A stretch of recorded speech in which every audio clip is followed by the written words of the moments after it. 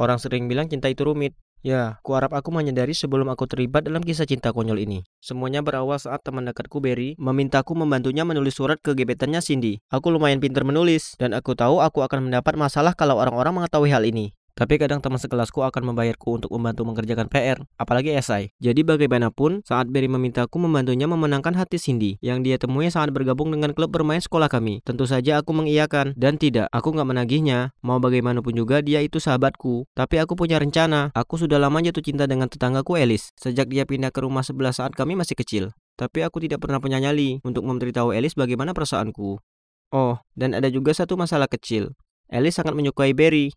Inilah kenapa aku sangat senang membantu Berry memenangkan hati Cindy. Jika Alice melihat kalau Berry sudah nggak lagi jomblo, mungkin dia mulai memperhatikanku, dan akhirnya kita bisa pacaran. Jadi, aku setuju untuk membantu Berry. Saat aku menulis surat pertama itu, aku cuma memikirkan Alice, dan kata-kata itu mengalir keluar. Rambutnya yang berkilau di bawah sinar matahari, dan bintik-bintik wajah imutnya. Syukurlah Cindy juga punya bintik wajah. Aku nggak yakin kalau Cindy suka. Tapi besoknya Berry menemukan balasan di lokernya. Dan begitulah seterusnya. Setiap hari aku menulis surat untuk Berry. Dan jelas Cindy jatuh cinta dengan orang yang dia pikir itu Berry. Tapi suatu hari Berry berlari ke arahku dan dia kelihatan khawatir.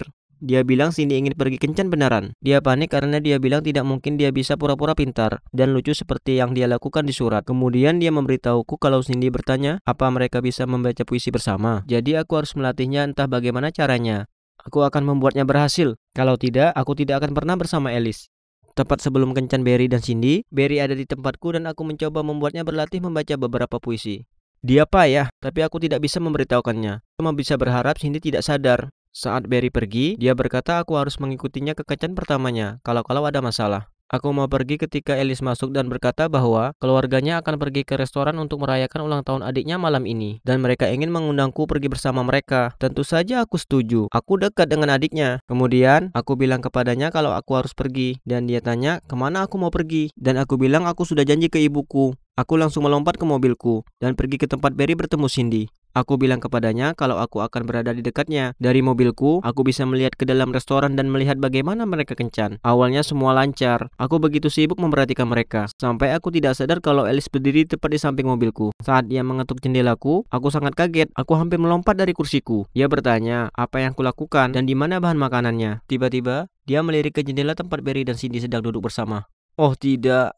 Dia pasti menemukan sesuatu. Sementara aku benar-benar diam membeku, dia berbalik ke arahku dengan matanya yang sangat kaget. Apa kamu sedang memata-matai kencan Berry dan Cindy? Kemudian dia naik ke mobilku dan terus-menerus menanyaiku dengan panik. Apa yang mereka lakukan? Apa mereka serius berkencan? Kok aku nggak tahu? Ih, Cindy kan sahabatku. Bagaimana dia bisa seperti ini? Aku kehilangan kata-kata. Dia memergokiku. Kemudian aku bertanya, apa yang dia lakukan di sini? Dia bilang dia akan datang dan mengatur pesta ulang tahun malam ini sambil marah. Mau bagaimanapun, saat ini dia ada di mobilku dan jantungku mulai berdebar kencang. Mungkin aku harus memberitahukannya bagaimana perasaanku. Saat aku menoleh ke arahnya, aku menyadari dia sedang melihat ponselku. Aku segera meraihnya, tapi sudah terlambat. Berry telah mengirimiku pesan dan itu muncul di layar.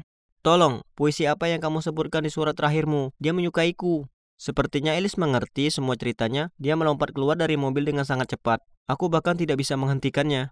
Dia berlari menuju restoran dan langsung menghampiri Cindy. Berry baru saja ke kamar mandi, jadi dia gak ada di sana. Dan Alice menjelaskan semuanya ke Cindy.